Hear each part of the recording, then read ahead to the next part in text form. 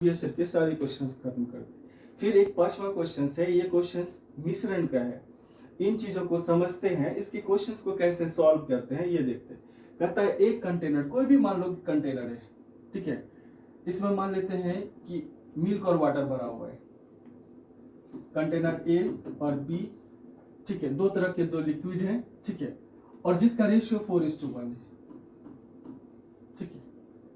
कहता है यदि उस मिश्रण में से, यानी इस टोटल मिश्रण में से, इस कंटेनर के टोटल मिश्रण में से जो भी भरे हुए इसमें लिक्विड के फॉर्म में, उसमें से कहता है 10 लीटर निकाल लिया जाए। यानी इससे 10 लीटर अगर निकाल लेते हैं, ठीक है, यानी ये मिक्सर निकाल रहे हैं, जो निकाल रहे हैं वो क्या निकाल रहे हैं, मिक्सर निकाल रहे हैं, और उतने ही मात्रा में बी तरफ भर दिया जाए और ऐड क्या कर रहे हैं, बी।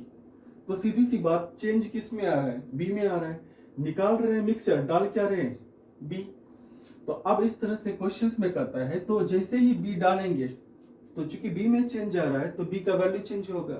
तो इस चीज को हम लोग कैसे सॉल्व करते हैं, अभी हम लोग थोड़ा जल्दबाजी में सीखते हैं, फिर इस चीज को हम लोग बेसिक में अच्छे से डिटेल्स करेंगे जब आपको इस टॉपिक के बारे में बताएंगे। तो फिलहाल देखिए, कंटेनर में रेशियो दे रखा था 4:1 और बी में चेंज हो रहा है 10 लीटर का, जिसके वजह से अब ये रेशियो हो गया 2:3। आई मतलब इनिशियल, शुरुआत में इस कंटेनर का रेशियो कितना था, 4:1, और 10 लीटर मिक्सर निकालने की वजह से अब इसका रेशियो हो गया कितना, जिसमें 10 लीटर डाला गया बी, तो रेशियो चेंज होके हो गया 2:3। यानी बात करें फाइनली वैल्यू हो गया 2:3 का। इस चीज को अगर अच्छे से नोटिस करें कि क्या इस कंटेनर का टोटल वॉल्यूम दिया हुआ है या टोटल कैपेसिटी दिया हुआ है। अगर फर्ज करिए इसका वैल्यू दिया रखा है 100 लीटर का होता, थोड़ा देर के लिए मान लेते हैं, इसमें से अगर 10 लीटर निकाल रहे हैं और 10 लीटर मिला रहे हैं, क्या इसके वैल्यू में कोई चेंज आया, नहीं आया। इसका मतलब जितना पहले था अभी भी उतना ही है। तो अब ऐसा देखते हैं कि चेंज किस में आ रहा है, बी में।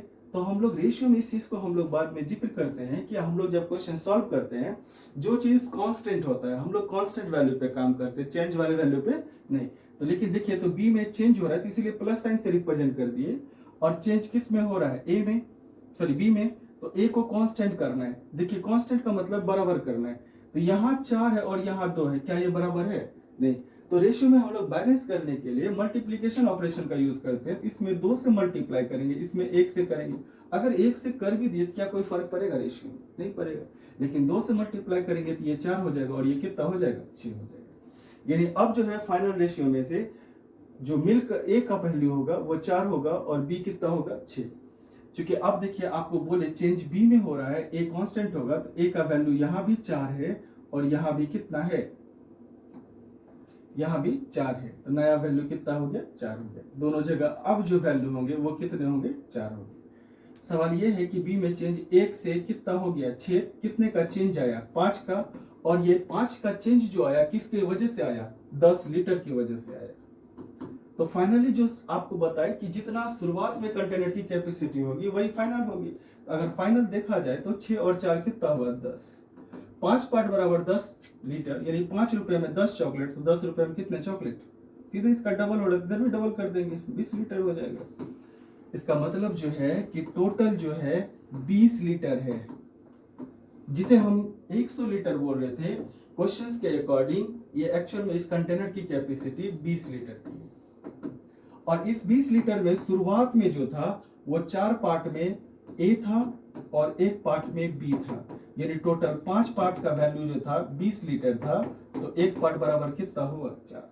सवाल ये है कि हम लोग ये क्यों निकाल रहे हैं, क्योंकि हमसे पूछा गया ए की मात्रा कितनी थी। तो ए 4 पार्ट है, तो 4, 1 पार्ट बराबर 4, तो 4 पार्ट बराबर कितना, 16 लीटर। तो इसका मतलब है इसका आंसर कितना होगा, 16 लीटर होगा।